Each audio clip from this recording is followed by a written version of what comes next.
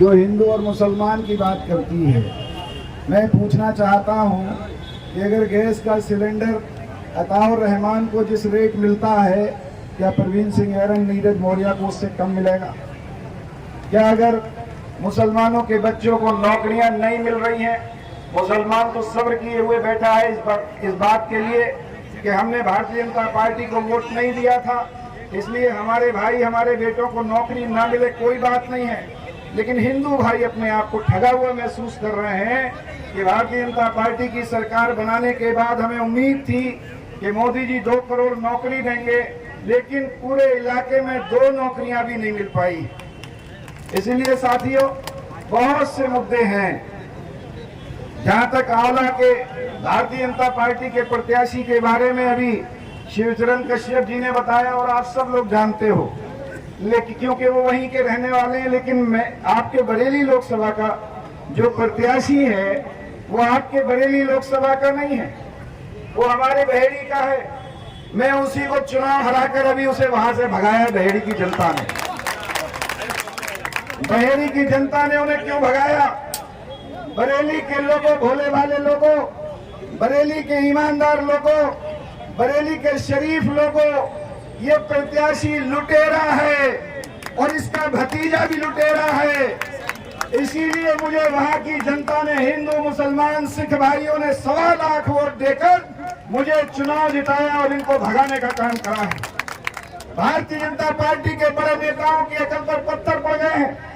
एक ऐसे लुटेरे को बरेली लूटने का मौका देना चाहती है भारतीय जनता पार्टी, जो बहेड़ी में कोई जमीन नहीं बची जिस पर कब्जा न करा हो। बहेड़ी कस्बे के चारों तरफ आप चले जाओ, शेरगढ़ जो अड्डा है वहां पर जो जमीन पे जो दुकानें बन रही है मार्केट, वो उन्हीं का भतीजा बनवा रहा है। आप बहेड़ी के उत्तर में चले जाओ, लास्ट में वहां जो मार्केट बनी है कब्जा करके उन्हीं का भतीजा बनवा रहा है। आप चले जाओ मोहम्मदपुर चौराहे पे पश्चिम में, वहां जो मार्केट बन रही है वो भी उन्हीं का भतीजा बनवा रहा है। वहां के लोग इतने परेशान थे कि आप बताओ, जिस गांव के रहने वाले हो जाकर पता कर लेना, दमखोदा गांव का रहने वाला है ये। वहां पर खास बिल्कुल मेन रोड पर कब्रिस्तान की जगह पर कब्जा करके इसने बारात घर बनवाने का काम करा है। और चले जाओ आप उसी दमखोदा के अंदर, जब आप उत्तर साइड में जाओगे बसंतपुर गांव की तरफ को, तो दमखोदा गांव के बाहर शमशान भूमि की जगह पर कब्जा करके इसने राइस मिल बनाने का काम किया है। इसने न मुसलमानों के कब्रिस्तान को छोड़ा, न हिंदू भाइयों तुम्हारे शमशान को छोड़ा। ऐसा प्रत्याशी भारतीय जनता पार्टी ने आपके बीच में दिया है, इसे बरेली लूटने का मौका मत देना।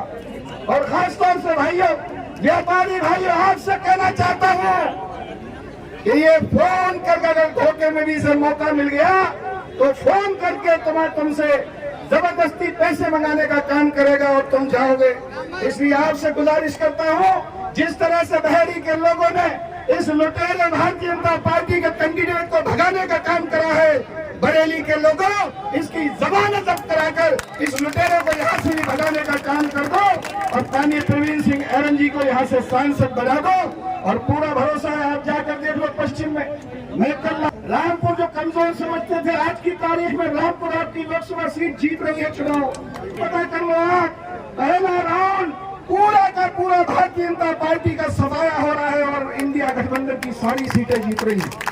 इसी के साथ मैं एक बार फिर से आपसे गुजारिश करता हूँ, इस लुटेरे का ध्यान रखना जो बहेड़ी वालों ने भगाया है। इस लुटेरे का चाचा भतीजे आपने भी सुना होगा, दोनों लुटेरे हैं, इनका ध्यान रख लेना। और बरेली के लोगों, जमानत जब्त करा के बहेड़ी ने भगाया है, बरेली से भी भगाने का काम करना। आप सबका बहुत बहुत शुक्रिया, धन्यवाद।